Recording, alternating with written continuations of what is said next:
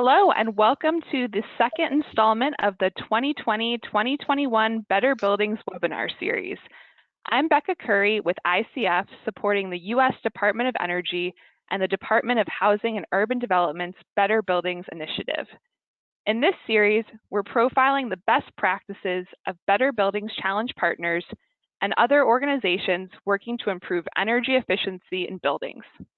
Today's webinar will look at portfolio-wide approaches to planning for disaster resilience in multifamily housing.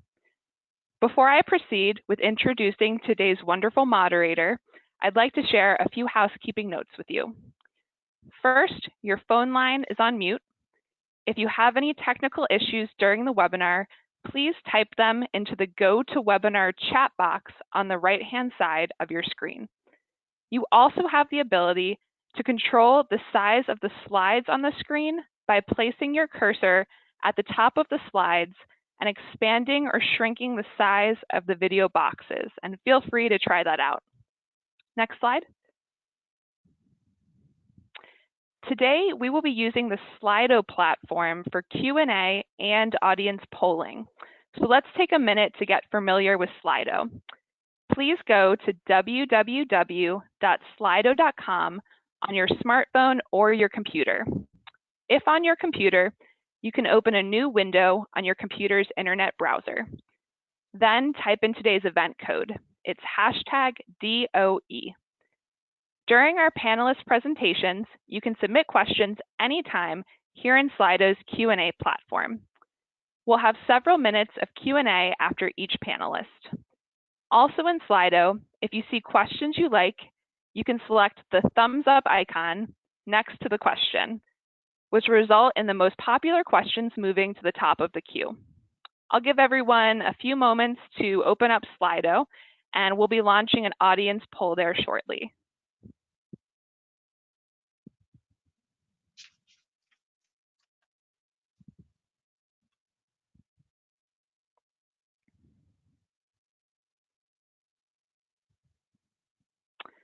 So the first poll question is as follows.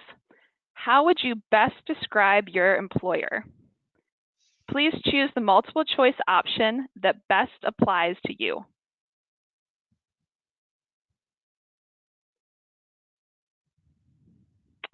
So it looks like we have a lot of state and local government on the call right now, as well as consultants and contractors, NGOs, then followed by affordable housing providers, then the federal government.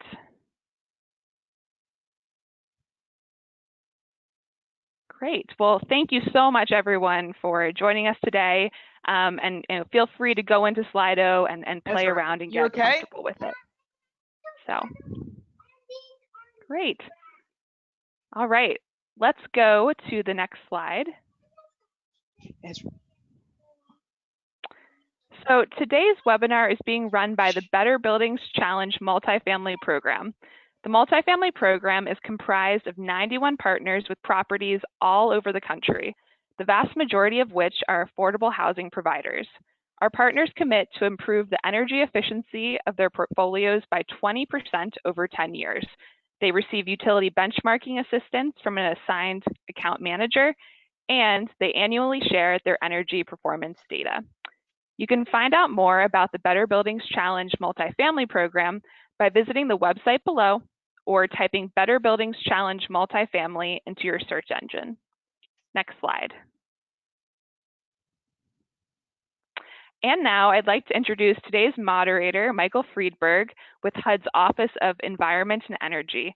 Michael supports the multifamily program for the Better Buildings Challenge. Welcome, Michael. Next slide.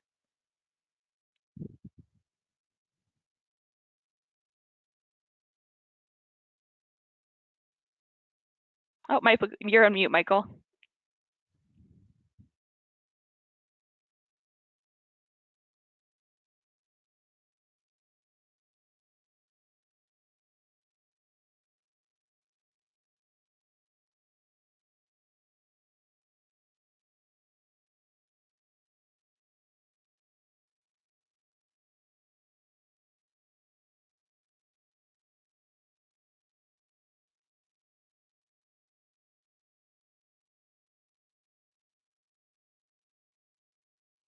Okay, we'll take a minute.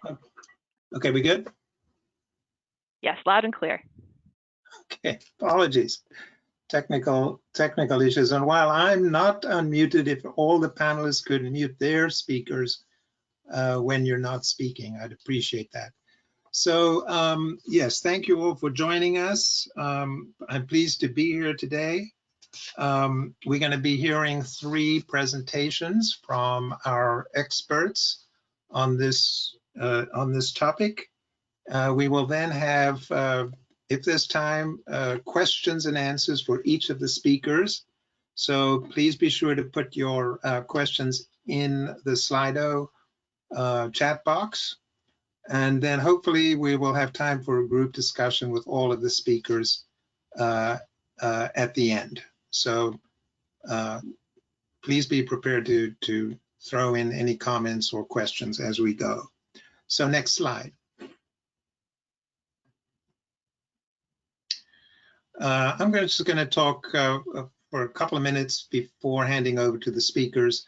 Obviously, this is a picture that's become all too familiar and with increasing frequency. Next slide. Multifamily owners as well as homeowners and renters, everybody has had to deal with extreme weather events of one kind or another at increasing rates and increasing frequency. Next slide. These have become what this headline writer calls the new abnormal, which we need to be more prepared for as we go forward. Next slide. But today we're going to talk about the strategies and tools that are being developed and being tested across the country to increase the resilience of our multifamily properties to these extreme weather events. This is the sort of standard definition of resilience, the capacity for households, communities, and regions to adapt to changing conditions and to maintain and regain functionality in the face of stress or disturbance. And this is particularly important in buildings where we have large numbers of people living on a daily basis and who need electricity and other important functions in their buildings to continue. Next slide. I'm going to just quickly talk about a couple of resources that we have available at HUD, which you may not be aware of and that you might want to look at as you go forward. Next slide. First, we have a new community resilience toolkit. Next slide. Which provides an introduction to addressing each of these extreme weather events or natural hazards, from extreme temperatures to inland flooding, wildfires, drought, etc. We've broken down the actions that you can take into 4 areas: planning, buildings and infrastructure, environment, and people. Next slide. And there's some really nice graphics which summarize some of the interventions and measures that you should consider as you deal with these natural hazards. Next slide. There's also a section on financing, both non-HUD funding streams and HUD funding streams that can be considered as you look at the resilience challenges in your properties. Hopefully we'll have a chance to talk a little bit more about financing, which is really the critical question that we all face in terms of what can be done in these properties. Next slide. There's also a tool that we've developed called the Extreme Temperature Index, which for the first time pulls together frequency, intensity, and duration of extreme heat and cold events and maps these out by geography. Next slide. This slide shows extreme nighttime heats. The previous slide showed extreme daytime heat events. Next slide. And this shows the combined nighttime and daytime extreme temperatures. And needless to say, at the bottom you can see where the index for extreme heat is most severe. We've done the same thing for cold weather events. Next slide. And needless to say, the results aren't too surprising as to where these extreme temperatures have taken place. But interestingly enough, extreme cold seems to show a slight decline in the Great Lakes area, looking at the events of the past, over the past 100 years. Next slide.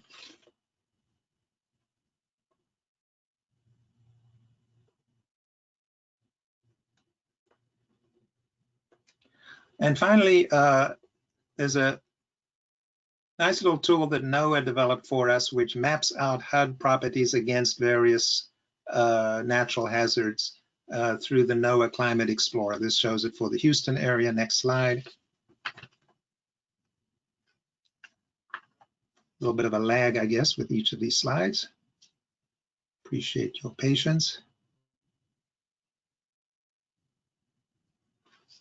And this is an example of showing where HUD-assisted properties, public and assisted housing, are against flood zones in the Houston area. Next slide.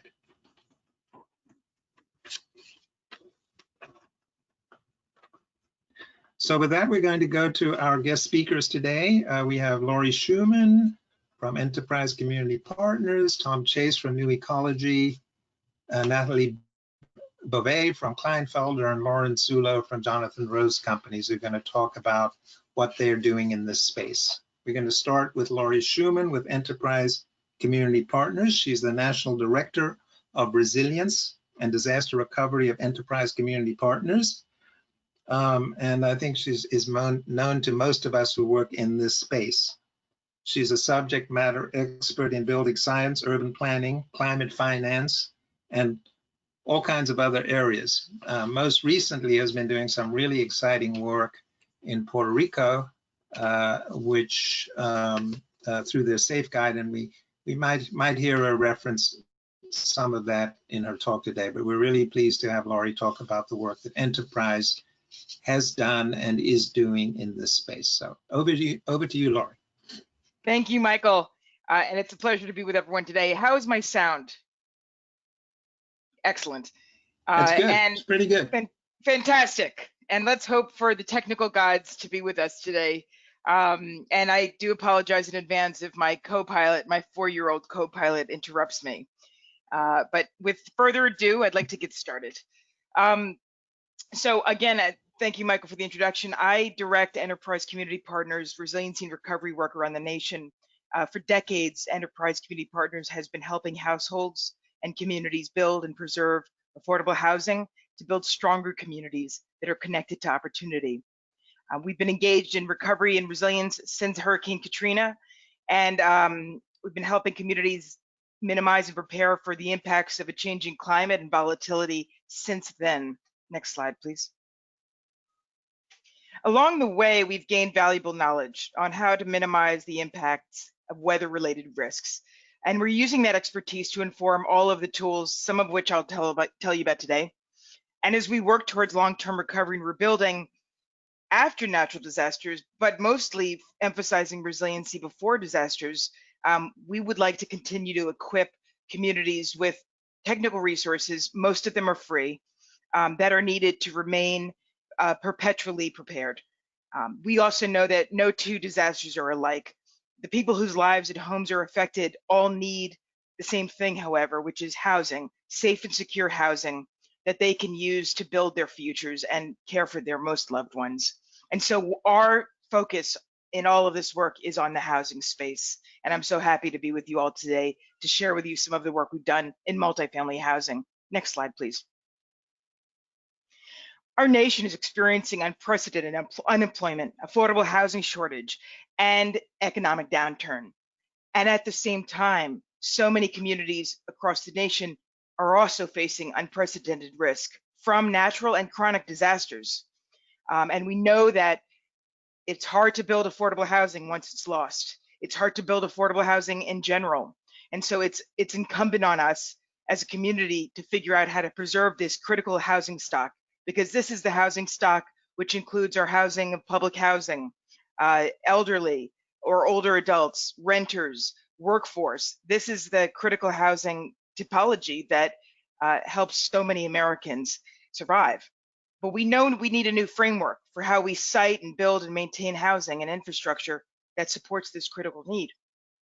We need to figure out how to safeguard multifamily housing from imminent climate risk, and at the same time stave off economic impacts from this risk. And the relationship between infrastructure and housing is one of great concern. When there's an unstable grid, that also affects multifamily housing. But within this forum today, we're going to be talking about the actual housing itself. But it is worth noting how critical the intersectionality is between infrastructure and housing. The risks are coming at us from all over the place and impacting all of this housing stock.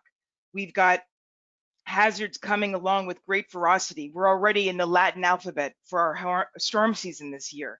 What does next year look like? And these storms and these hazards are forcing many households into the streets, quite literally, and threatening to displace so many more. Threats such as COVID, which has laid bare the reality that housing units are actually shelters. We need safe and healthy housing because we've got pandemics we're relating to. We also are dealing with storms and earthquakes and droughts that lead to fires. So all of these together are confronting us with a great amount of concern. Next slide. But we also have to consider not just the present threats that confront us, particularly in our urban inner city communities with a lot of multifamily housing, that many communities are not facing the same risks at the same level. Many communities, particularly communities of color, have faced generations of land use violations and policies that have really torn asunder the fabric of so many of these communities and have also created incredible climate vulnerability. When we consider how communities, particularly communities of color, have been dealing with policies such as redlining, which basically meant that there would be no investment coming into these communities, or the Federal Highway Administration, which ran highways right through communities, creating incredible flooding risk and exposure to extreme heat. All of these policies and practices have created conditions in many communities that require us to think critically and creatively about mitigation, and in fact double down on our efforts to mitigate these communities. And again, we are under the presumption that not all communities are coming to this at the same level, given this legacy. Next slide. And I'd like to discuss that when we talk about mitigation. It's critical to know what the legacies have been before we start to create solutions. Superstorm Sandy. This was a moment that began in October 2012. Within hours, Superstorm Sandy impacted 3 of New York City's largest boroughs. 2 went dark and 1 community lit up in flames. It was another turning point for us in New York City, and when much of our work began at Enterprise around multifamily housing resiliency. There are more than 150,000 multifamily properties in New York City alone, with 40,000 being in the floodplain.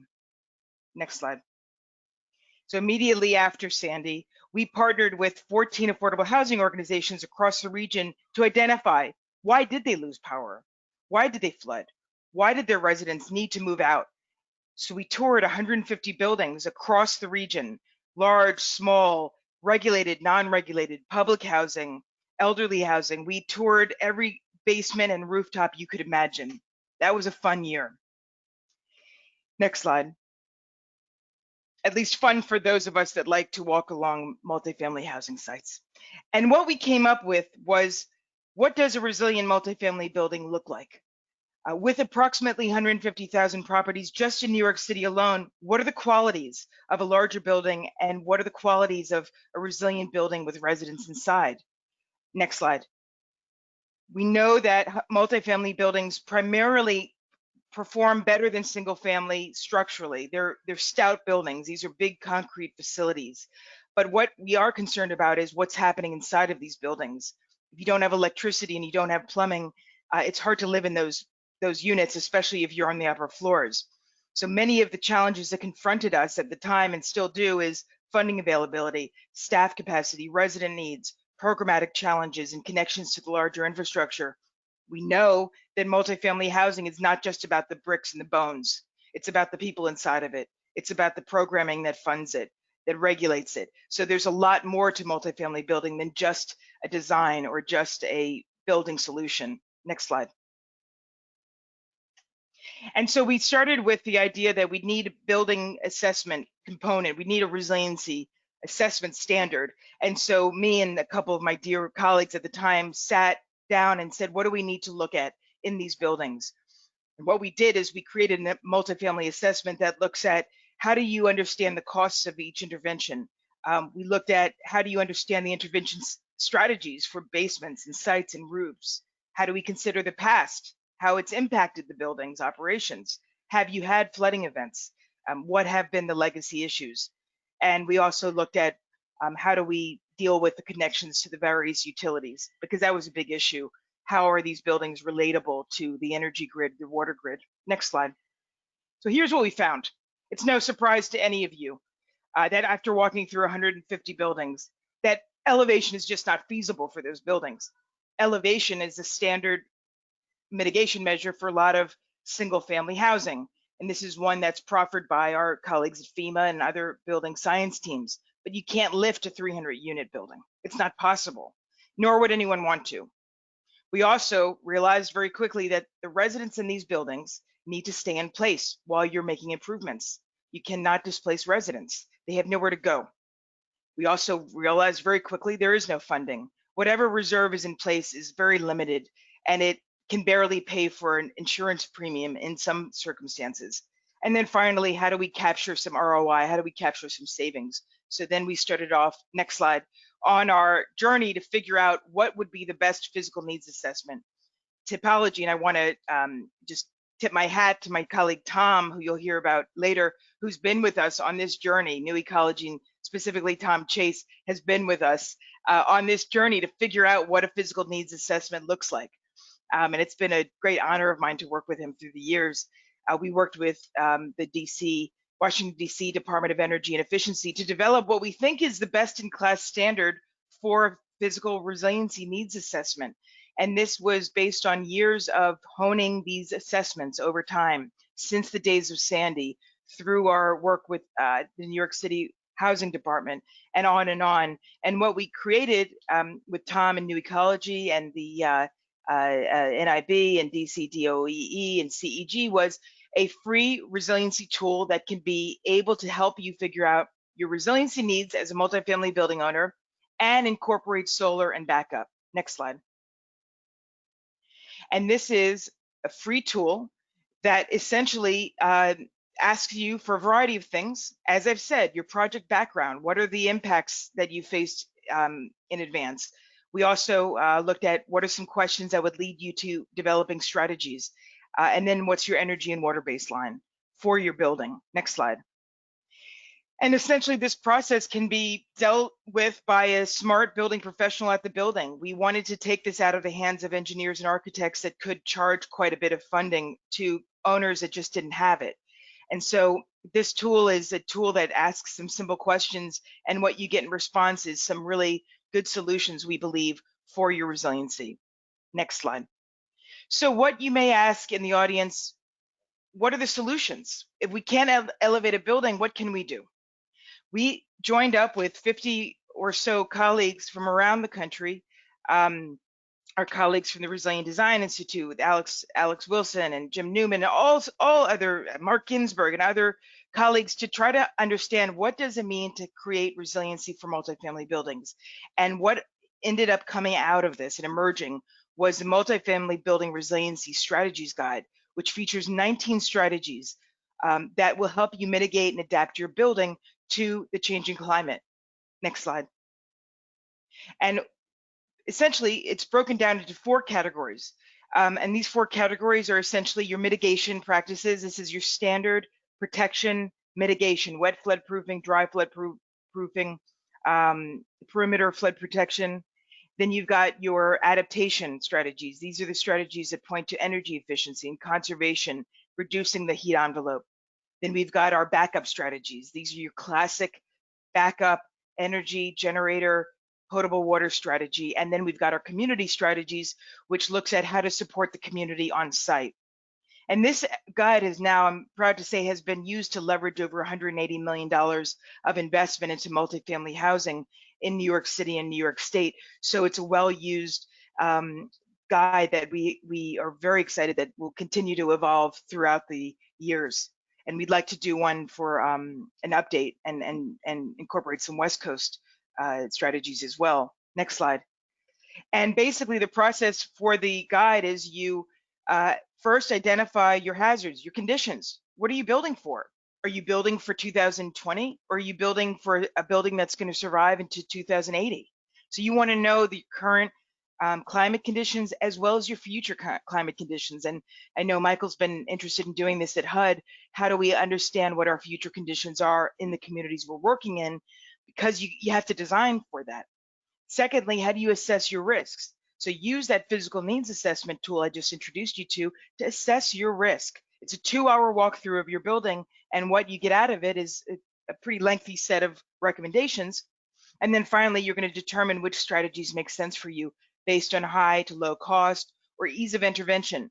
So some of the strategies that we mentioned in this book can be incorporated into your ops plan and your maintenance plan. You don't have to hire an architect to actually build those in. You can caulk or seal your building. It's a cheap strategy that your building operator can do. Next slide. We always point. Laurie? Yeah. We've got about 2.5 to 3 minutes left. Thank you, Michael. On your segment. Thank you, Michael. So we always point to various aspects of resiliency, and we look at many of the components: residents, buildings, business continuity. Next slide. And there's lots of different building types that we've looked at in this book, many different typologies that are relevant to New York City. Next slide.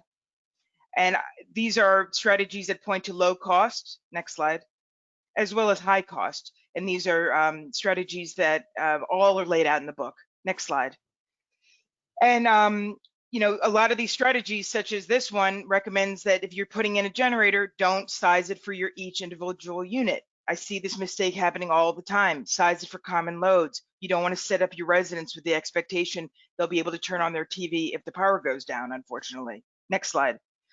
And all of these strategies were incorporated into a building program that was awarded by HUD to improve public housing authority sites.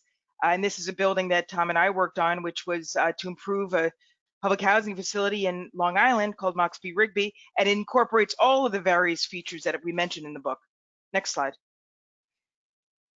Turning to the next segment of this presentation, which is one thing you should know, is that 75% of folks that we surveyed in the multifamily world said they were not prepared for a disaster. They don't have adequate disaster plans or clearly assigned staff roles. That's a problem.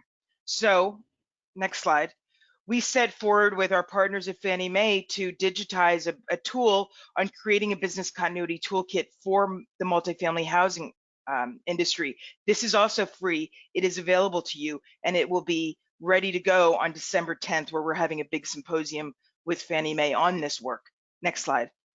And this tool is critical because it's going to give you the ability to generate a plan for your building that you can use and operationalize in your building, and it could take a week to put it together. It's free of cost, and it's a great planning tool for you. Next slide. So I'm going to conclude with another tool that I wanted to share with you today, because this is an important tool as you were all thinking about your risk. We created a portfolio rating tool, because at the end of the day, we said, if you're a multifamily owner of multiple properties, how do you figure out where to start first? Next slide. And this tool will allow you for free to key in your address and figure out what your what your climate vulnerability is. Now, here's the thing. Our term by vulnerability is the combination of your social vulnerability, which is articulated by the CDC's index, with your climate exposure. So we took federal data from the CDC and from our other partners like NOAA and FEMA, and then we created this tool that now is available to you to use for you. Next slide. and we look at the risks of a particular property. Some have a higher social vulnerability than others. Next slide. And altogether, if you run all of your addresses through this tool, you will see the highest rated or the highest number is where you should start first. And so this is where you begin your journey through the resiliency process. And you can lay out properties against each other. Next slide. So I'm going to conclude by with two more slides. One is we're starting a program in Miami called Keep Safe Miami. We're going to take everything I've just talked about and we're going to bring it to Miami with the city for 50 lucky multifamily building owners who will be literally coached through all of what I discussed and given a grant from the city of Miami to make improvements for their properties. We're opening this up in February of 2021. Again, 50 owners are going to be able to take advantage of this in Miami. And this is, again, best of class, virtual assessment. And I'm really excited about this because it's going to be a chance for us to really get through some really critical issues. And then final slide, please, or final two slides. One question, Michael, we should talk about is how do we pay for all of this? And so that's a discussion in its own, but we have some recommendations and there are some opportunities coming up in the near and future term around how to actually pay for resiliency. And there are some good opportunities out there that we'll certainly talk about. Final slide. And finally, I just want to invite everyone to just keep in mind some upcoming opportunities for you as multifamily housing owners to get involved and get support. Tomorrow, we've got a workshop with the USVI, Keep Safe USVI, on the intersection between the grid and housing. And then again, on the 2nd, we've got a very important seminar with FEMA. And then on the 10th, we're rolling out our disaster continuity toolkit with Fannie Mae. And so we'll keep you posted on all of this stuff. Thank you so much for your patience and looking forward to the conversation. Hey, Laurie, thank you so much. There's a lot to cover and those tools are really great. I know you and others have been working to get those out there and make them available for public use. So that's great. We're going to just jump ahead and move to the next panel or the next speakers, Tom Chase and Nathalie Beauvais. Tom is somebody who I know from the old HUD days. We actually were in the same office. He's now with New Ecology, one of the great organizations doing work in this space. He's their senior project manager, managing climate adaptation and green building certification. He was just telling us that with low interest rates, there's a lot of work going on in multifamily, in the multifamily space, and that's good to hear that that's happening, because we also heard that with COVID, many of these projects were put on hold. So we're delighted to have Tom with us. He's going to share this presentation with Nathalie Beauvais with Kleinfelder, who is a principal for the climate change practice, mostly in New England. She leads the planning and implementation of sustainable strategic plans and provides management expertise for several large real estate portfolios, mostly in the Northeast. So Tom and Nathalie, over to you. Great, thank you, Michael. And thanks to HUD and DOE for organizing this event and for having us. We're so pleased to be on with our colleagues and previous colleagues from former projects before. So we'll jump to the next slide. So jumping right in, Nathalie and I will give you an overview of some lessons learned in a project that we worked on with the State of Massachusetts Department of Housing and Community Development, assessing and developing strategies to improve the climate preparedness in a large regulated portfolio with a diverse group of individual property owners. And we refer to that as the CHARM project throughout the presentation. The Climate Hazard Adaptation and Resilience Master Plan is what we'll focus on. So next slide, please.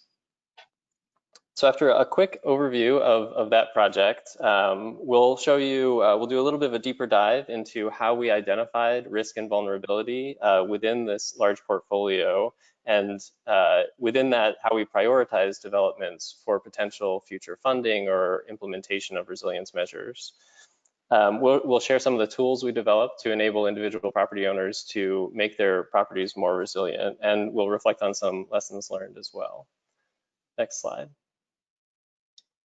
So the main goal of the CHARM project was to address risk and vulnerability across the state-funded public housing portfolio in Massachusetts. This is a large state-funded portfolio. It houses approximately 80,000 people in about 1,400 developments and 45,000 apartments, all individually owned and managed by local housing authorities, but regulated by the State Department of Housing and Community Development. So for this entire portfolio, our task was to assess the risk and vulnerability and assign a score to each development to enable a prioritization of the most vulnerable developments for first actions on resilience. We're also able to recommend resilience strategies and to provide tools to enable property owners to determine what their resilience strategies should be on site as well individually.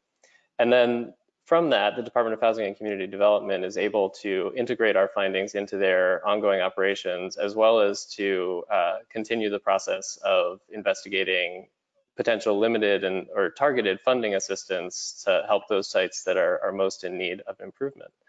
So with that, I'll turn it over to my colleague Nathalie to talk through the risk and vulnerability analysis we did. Okay, thanks, Dom. So next slide, please. So one of the biggest challenge is how to take a large portfolio and do prioritization, acknowledging that there are limited funds and resources, and where should be your prioritization. So we developed a methodology that we use for this project, which is the first step is to assess which facilities are most critical. The second step is about overlaying the climate scenarios on those critical facilities, and then complete a risk assessment to be able to identify which facilities are most at risk and where your prioritization should be for implementation. Next slide, please. So the first step is to assess the criticality of the portfolio. When we do cities, for example, housing is one that step up as a key use, for example, for criticality. In this case, all buildings were about housing. So within the housing portfolio, we could assess, for example, that a facility with elderly population with less mobility would be more critical, or one with a population with mental challenges, would also be most critical. So we started that prioritization, but also we looked at the state of repair of the building. If a building was also already set for deferred maintenance, that would also increase its criticality. We also look at the building in context. So for example, if it's a building with no other amenities provided by the community, for example, no shelters, that would also increase its criticality. So this is using the information from our client own portfolio management, but using the data to work with them to assess that criticality score with help sort the 1,400 properties that we had to assess. Next slide, please. Then the next step is to proceed with the climate scenarios. So I think Michael talked about the scenarios they are using. And in the case of New England, most likely it's increased temperature, because even though the temperature don't get as high as in the south, they are of much greater consequence because northern states are not equipped to deal with heat, and there are more fatalities. We also look at precipitation for increased precipitation. And while in the case of temperature, we had map provided by the state, for precipitation, it's much more difficult to map because you have to factor in also a pipe, a stormwater infrastructure. So in that case, we use FEMA as a proxy unless there was more accurate available information. Then for sea level rise, storm surge, the Commonwealth of Massachusetts has a very extensive model that has been developed by the state that we could use for projection by 2030 and 2070. And we also considered a second tier event, drought or ice storm. Next slide, please. So one of the key issues is to be able to then use the exposure. So we're using the same spreadsheet and the same database that is being used by the capital planning to overlay the sensitivity of the critical facilities. And to the criticality store, we do add exposure store that also identify which facilities are most vulnerable. Next slide, please. But that is also, we have to factor in the adaptive capacity. So we were able to also fold it to our analysis of the portfolio. For example, if some facilities have already had an emergency plan, if they had emergency backup, and if they would also have other measure to make the risk less, their exposure less damaging. So it's very helpful because then it starts to have you an understanding of which facility might be most impacted by the same event. So it's about the probability of the event or the exposure to happen, but also what would be the consequence of an impact. So the greater exposure doesn't necessarily translate into the higher risk, because there can be other factors that, let's say, if even with a low probability, the consequence could be disastrous if that facility is ill prepared to cope with it. Next slide, please. So that leads to the prioritization, because once you assess the vulnerability, you know, from low to high, and the risk from low to high as well, then you can clearly identify which facility you should prioritize in the near term. So from the 1,400 facilities, we were able to identify 189 developments that were as high priority. And it's also interesting to see that there are not all happening at the seacoast. There are some inland. They can be impacted by different scenario, to heat, from precipitation flooding, from sea level rise, storm surge flooding. Then we identified 289 development that were a priority. So some of them, we saw that the probability were not that high, but the consequence could be disastrous for the population. And same with also a high risk, and even though the building was somewhat adapted, or the population, you know, the risk was getting greater. And it also helps you sort that close to 900 facility, you can delay. I mean, not necessarily, but you know, that if you had limited resource, these one you had maybe could be less of a priority. So this is where it has been something very important for our client to be able to assess in their 5-year, 10-year capital plan where they should focus their resource. I'm turning now to Tom. Great, thanks, Nathalie. So taking what we learned from the portfolio-wide view of prioritizing all of the developments, translating that to individual developments and individual property owners consisted in developing tools for ground truthing the climate risk at an individual site level, guidance for designing improvements for the architects and engineers and owners who work on these properties, and also management system improvements that the Department of Housing and Community Development could take on to better track where they should be spending their resources and how successful their spending was and is ongoing for resilience. So next slide, please. So talking through the first tool, so this is the rapid RVA tool, the rapid risk and vulnerability analysis tool. It's meant to be used either by local housing authorities as an educational tool or as a planning tool. It also is used by architects and engineers designing projects, capital projects for sites. And the third use is by Department of Housing and Community Development directly as part of their 5-year capital needs assessment. So this tool is built into their 5-year capital needs assessment, their inventory assessment process.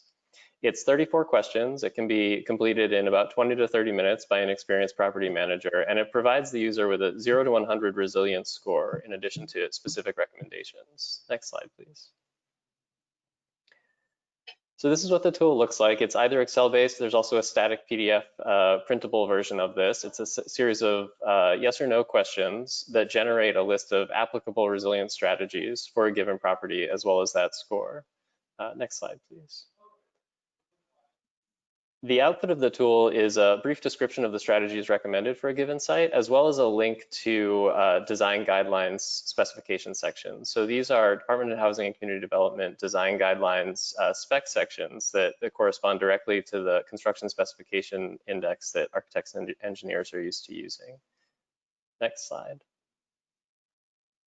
So DHCD has in their toolkit already design guidelines by CSI section. This is all posted online with a unique link for each CSI section, to which we, top to bottom, revised all of these to incorporate resilience recommendations. So that the newly released, soon to be posted DHCD design guidelines reference resilience within the body of the guidelines themselves. Next slide. This is an example of one of those guidelines. So this is just happens to be a spec section for asphalt paving with the new section shown in red. So what we did was we added these climate resilience design considerations to each of the specification sections, and we also keyed them with an icon, a graphic indicating which hazards could be impacted and how resilience could be improved using the specifications we provided. Next slide. In terms of linking this into the routine capital planning process, we also developed for DHCD a flagging methodology. So a project could come to DHCD that is uniquely a resilience project, specifically designed for improving the resilience of a multifamily housing site, or it could just come in as a routine capital planning project. But what we did was we linked the portfolio-wide risk and vulnerability analysis results that Nathalie presented into the capital planning system, the database that DHCD uses to track all of the properties that they regulate, so that if a capital plan comes in for a given property and it's flagged as potentially exposed to, let's say, flooding or extreme heat, the project is then positioned to address that as part of its review process with DHCD. So that this ensures that we miss fewer of the opportunities as we're doing routine capital planning to address resilience regularly. Next slide. So I think here I'll hand it back over to Nathalie to talk about some of the big picture tools that we also created. So next slide, please. So basically, we moving to. Nathalie, you have a couple of minutes. Yes, I saw you appearing and we're behind our time. So I'll wrap it up quickly. It's all good. It's all good. It's great stuff. So we looked at the construction type, and the most of the building type were a smaller building and light frame structure that require a specific set of guidelines compared to few buildings that were high rise. And so the design guidelines are meant to meet both the kind of buildings that are within the portfolio. Next slide, please. So one of the challenge is that for a building manager, it's overwhelming. The sustainability, the resiliency, and COVID will bring yet, I'm assuming, another set of criteria. So this is where we have kind of a simplified version where it was highlighting the key points, and these also link to the specific guidelines section. And these are automated within the screen when you research the guidelines to link you directly to the measure. It's also to be sure that you're not wasting any opportunity. Even you take a low priority building and you're replacing the roof, you know which climate hazard it's subject to and which specific measure can start building the resiliency of your portfolio. Next slide, please. So then we kind of provided a rendered version of the different guidelines, both for the smaller scale building and the larger scale, and in orange showing for extreme heat, which is also very difficult to convey, and also for flooding, and give concrete example. We also thought that those kind of graphics could also be shared with residents, so they're really big to be used as an education and communication tool. Thank you very much, and this is the end of our presentation.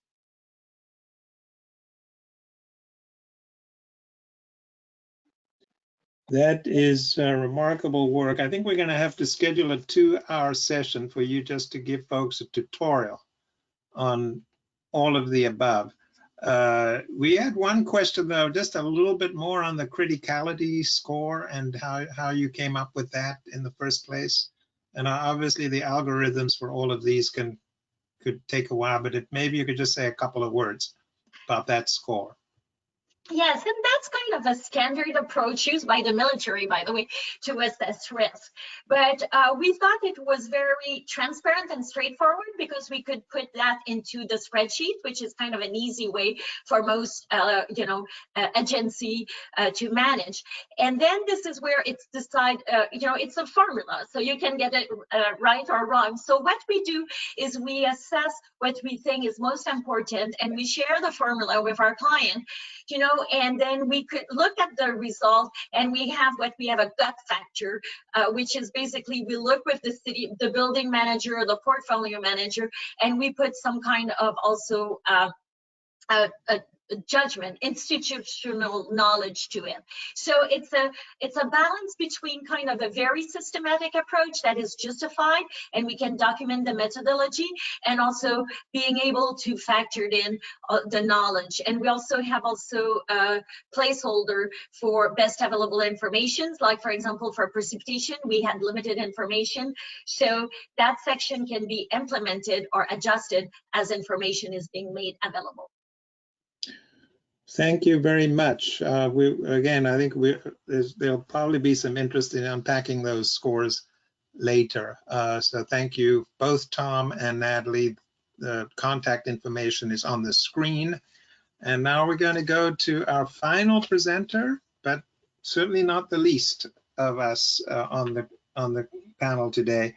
Lauren Zullo with Jonathan Rose Companies based in New York is going to talk about their work, both assessing the vulnerability of their portfolio, which is a nationwide portfolio, as well as following up with specific implementation measures. Lauren is the Director of Sustainability and Environmental Impact, very active in the Better Buildings Challenge. We're going to be running this session, I think Becca mentioned, to 4:15.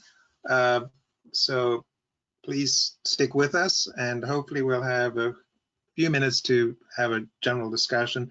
But Lauren, thank you for joining us. Over to you. Great. Thank you, Michael, and thanks for having me. I will try to keep it brief so we can maybe get to some questions. So as you can go ahead and go to the next slide, please.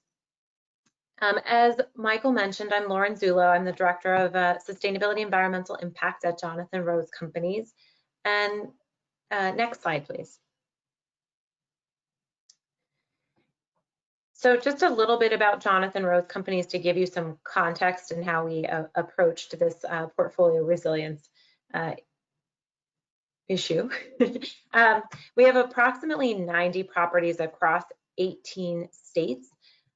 We both build affordable housing from the ground up, primarily in the East Coast and in Colorado, but we're expanding to California with our latest project that's in design.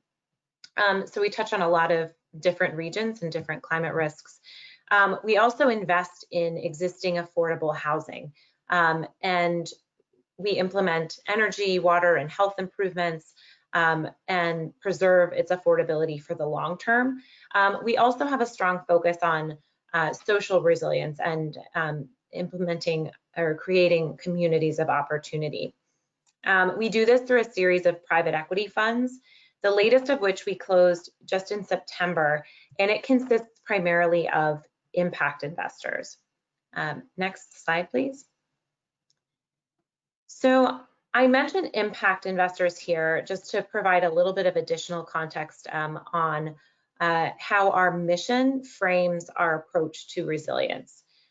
We aim to create resilient assets and, even more importantly, resilient communities that can not only survive a variety of stressors, but thrive as the climate changes. So our framework to resilience has three key areas that we focus on. The first is physical risk, and that's, I'd say, primarily what we've talked about today and what I'll continue to focus on. And as you've heard, that's about making sure that your building, your physical building and its site is able to withstand increasing frequency and severity of storms and other natural disasters. But we also think about resilience from an investment perspective as transition risk. This is risk that may be associated with changes in the market or changes in technology and policy as our economy hopefully transitions to a lower carbon economy. So things like New York City's Climate Mobilization Act, which will impose fines on buildings that use that emit carbon over a certain allocated amount. That affects us from an investment perspective, and it'll affect us in terms of the cash and capital available at properties. So it's something we need to be paying attention to as we look at properties. And last but not least, we also think about social risk and ensuring that our communities and the people who live there are physically secure and able to respond in a dynamic way to physical and societal stressors. And I think we've been put to the test with COVID this year, and it's amazing to see how resilient our communities have been and how they've been able to come together to weather this storm. Next slide, please. So I want to talk a little bit about our reporting on resilience. We have aligned our framework that I just spoke about with GRES, which is the Global Real Estate Sustainability Benchmark. About 2 years ago, they launched a resilience module in addition to their standard real estate and infrastructure assessment. They typically do about 3 years of a trial period as they introduce new content into the standard assessment. So we've been responding to this module for 2 years. And it's an interesting way of thinking about resilience and aligns with the structure that I just mentioned. It's also in alignment with an initiative called the Task Force on Climate-Related Financial Disclosures. I'd say this is an area that we see investors starting to line up behind. For a long time, I think we've seen investors very interested in preserving affordable housing or very interested in carbon reductions and energy savings and green building certifications. But increasingly so, we're seeing real financial and reputational risks associated with a changing climate and the increase in storms and severity that brings. And so we're also seeing increased interest in disclosure around those risks from investors. So next slide, please. We'll continue, I should say, to respond to that GRES module as it continues to expand with the rest of the standard module. So I was asked to talk a little bit about our portfolio-wide approach. And you've heard so many great tools and so many great strategies from the rest of the speakers today. If I had to tell you my step one, it was to call Laurie Schoeman and say, how do I do this? And so she's been incredibly helpful and a mentor to us on this journey. And step two was then call Tom Chase and New Ecology and make sure they're helping you out as well. So I couldn't be here without their great input. But the real step one that Laurie recommended was to create a mapping tool to help us understand our risk and our exposure by location. So we did this with a summer intern. It's a great intern project because there is a discrete deliverable, there's online research and tools and things that are involved. And so over the course of a few weeks one summer, we had an intern dive into our whole portfolio, starting just with location mapping, which was actually a tool that we didn't necessarily have already. And using this, we were able to kind of identify if there were particular regions that were more vulnerable than others.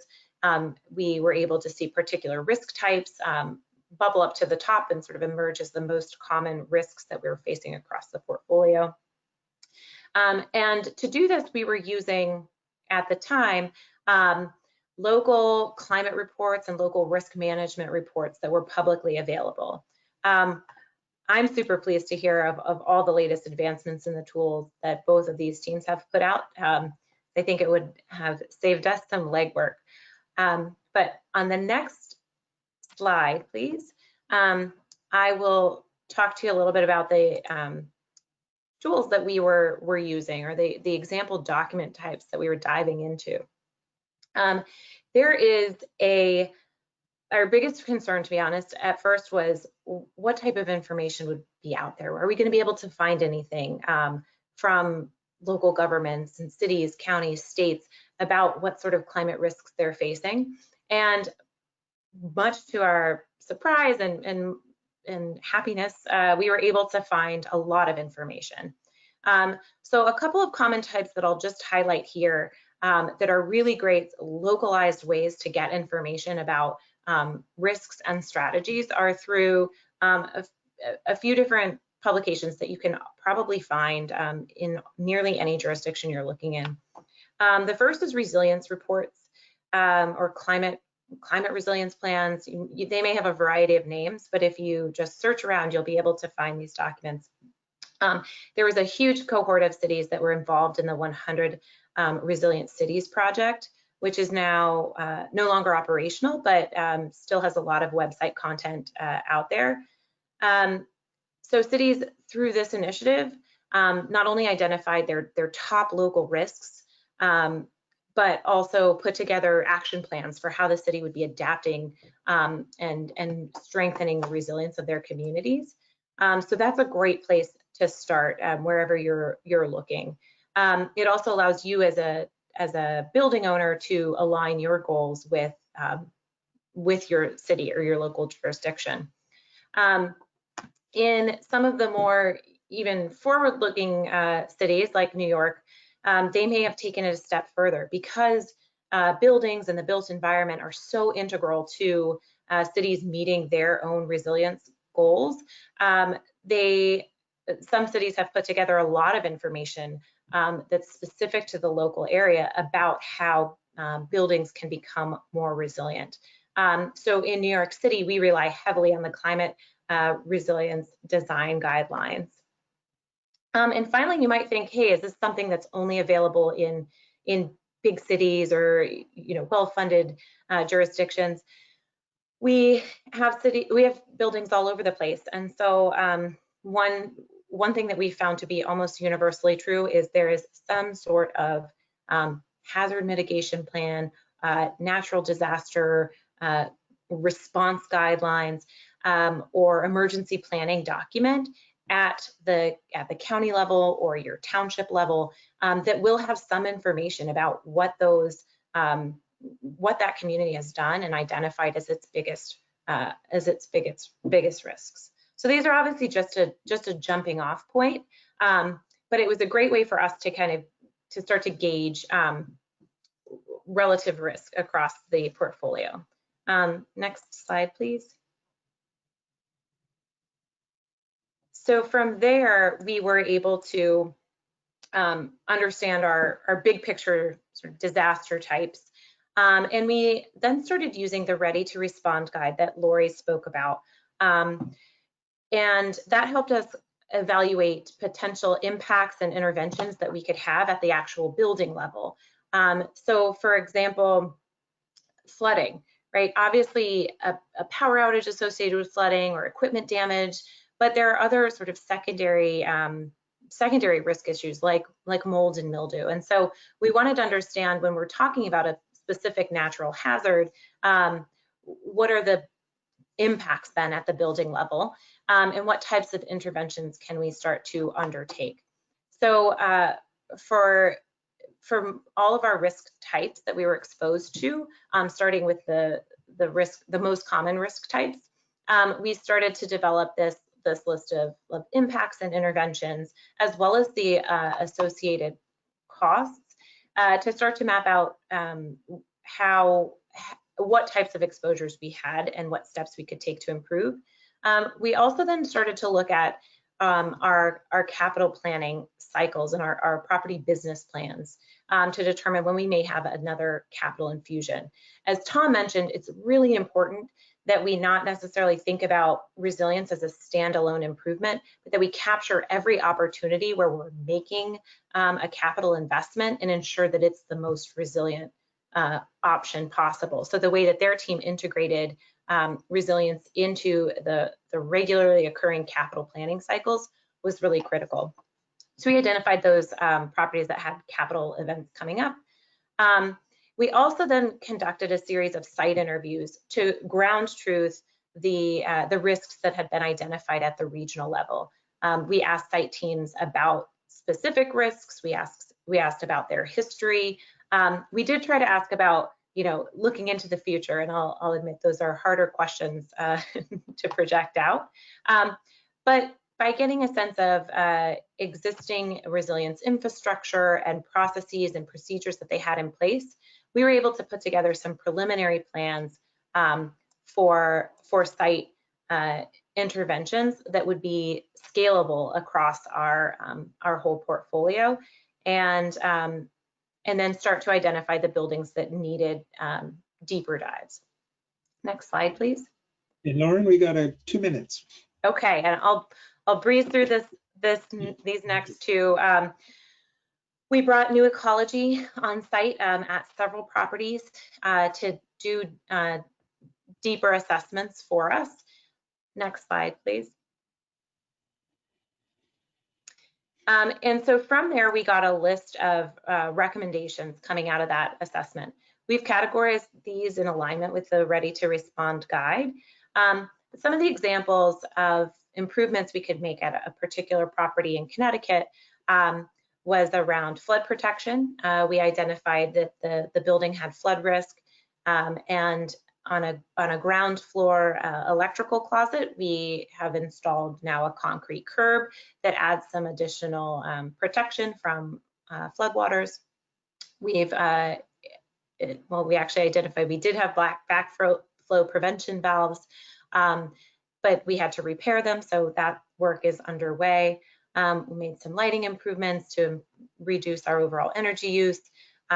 We've installed solar panels at one property and have ensured that our generator is mapped to all of the common spaces that we want to serve. And the biggest, I would say, the portfolio-wide initiative that we undertook was updating an emergency manual. We had a collaborative team across all sorts of groups, and we put together an updated emergency guidance plan. Next slide, please. This is my last one. I'll wrap it up. I just wanted to touch a little bit on how these strategies can also come into play during acquisitions. For us, that's the main time that we're making a big capital investment is with our kind of first renovation project that we do at a property.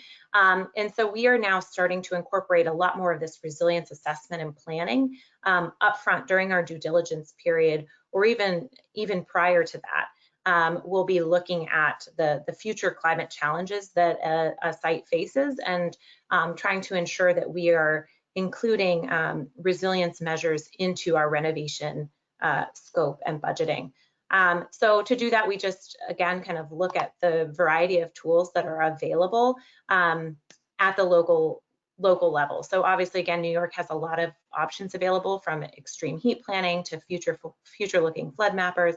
But other cities have this as well. So we're always taking a look at that as we look to acquire new properties.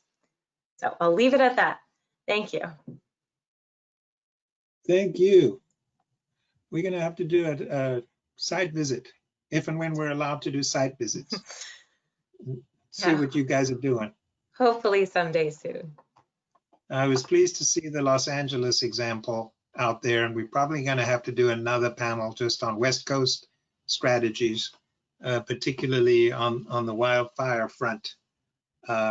So thank you all for sticking with us. We've got quite a few questions. We're going to take just a few minutes to have a group discussion here.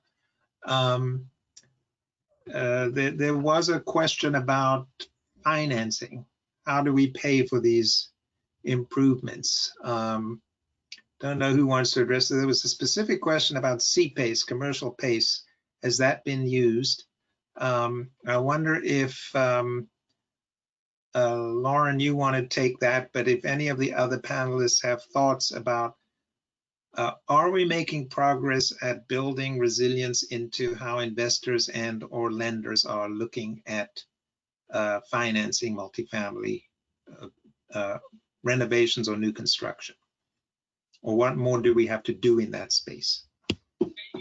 Yeah, I can touch on that really quickly. So as it comes to CPACE for us, we actually have a hard time utilizing it due to the lien position that PACE is looking for. So we have Fannie, Freddie, and FHA financing typically. So we've had a hard time getting the approvals needed, and so have not spent a lot of time going down that route. That said, I think you were alluding to, Tom said interest rates are really low right now. So there is good, just good financing out there in general.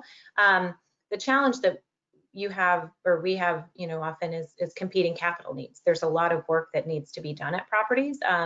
And so for us, the most important thing you can do is take those incremental steps to improve resilience in alignment with, I'd say, your sort of more bread and butter capital improvements. For example, we replaced a boiler system at a property that we'd identified had flood risk.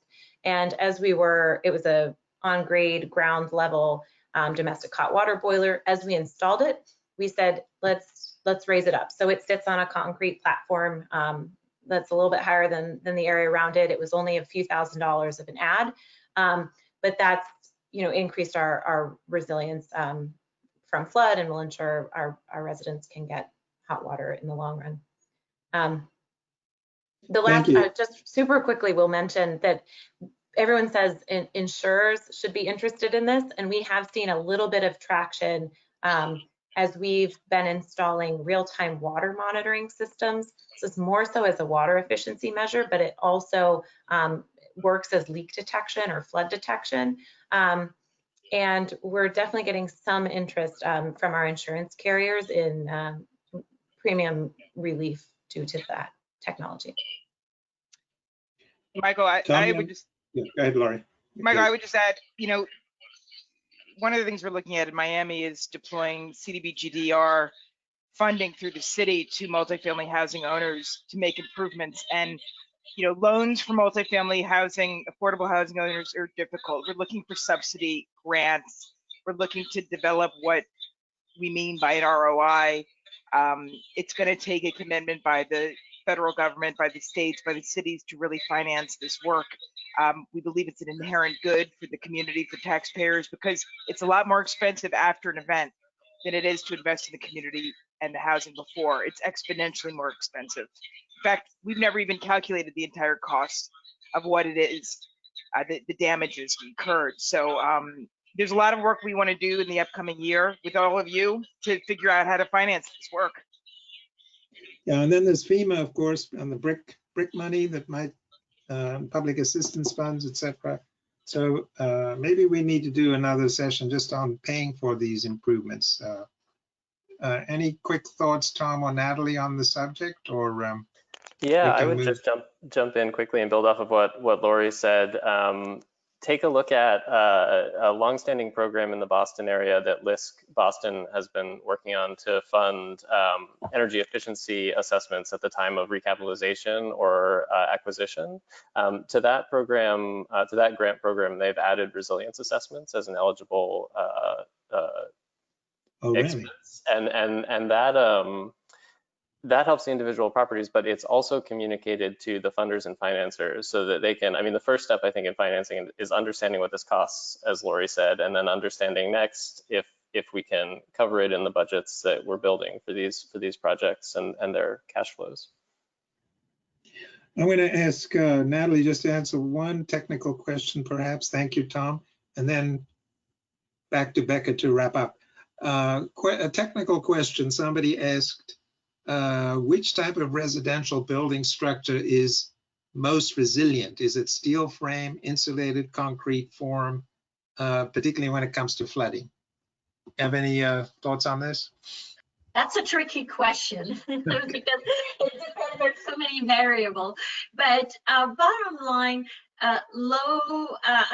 low-rise, light structure are less likely to be resilient to flooding, you know, or poorly insulated to heat, so heat extreme. But these are the resiliency measure can be relatively easy to implement according to the situation.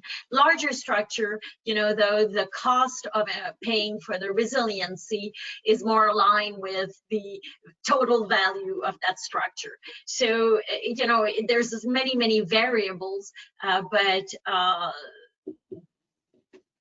at a very high level view, this is what it is. Thank you very much. We're going to try to find a way to answer these questions. Yes, Becca, that we couldn't get to today, but I'm going to hand it back to you. Thank you, Michael. And just so everyone knows, if you go into Slido, a lot of our speakers have already been responding in Slido to people's questions that we weren't able to get to today. So take a look at some of the questions you might be interested on that site. Okay, so just a few slides before we wrap up. So this slide contains some resources that were referenced by our speakers in their presentations today.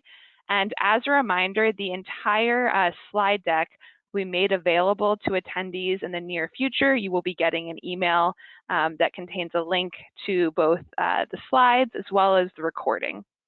Next slide. We have a great lineup of presentations through April of next year. So please visit the Better Buildings Solutions Center to register today for all of these great presentations. Next slide. And we hope you'll join us for the next webinar in the series titled Scaling Impact, Multi-Building Approaches to Carbon Reduction. This webinar will explore best practices on achieving cost savings and carbon reductions at scale. Next slide. To watch recordings from the Better Buildings Virtual Summit, the 2020 Summer Webinar Series, or a technical presentation from our DOE National Labs, visit the On-Demand Webinars library, where all previously recorded presentations are archived. Next slide.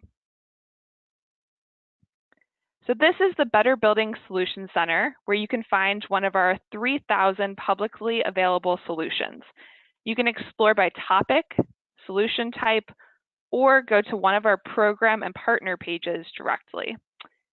Here is where you can find the multifamily sector page.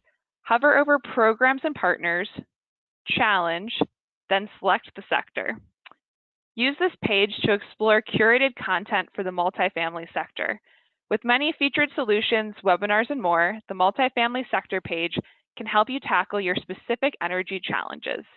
Go to www.energy.gov/BBSC to explore all the Better Buildings Solutions Center has to offer. Next slide. And with that, I'd like to thank all of our panelists, including Laurie, Tom, Nathalie, and Lauren, very much for taking the time to be with us today. Feel free to contact our presenters directly with additional questions, or if we couldn't get to your question during our Q&A period today. And I encourage you to follow the Better Buildings Initiative on Twitter for all the latest news. You'll receive an email notice when the archive of this session is available on the Better Buildings Solutions Center. So thank you and have a great afternoon.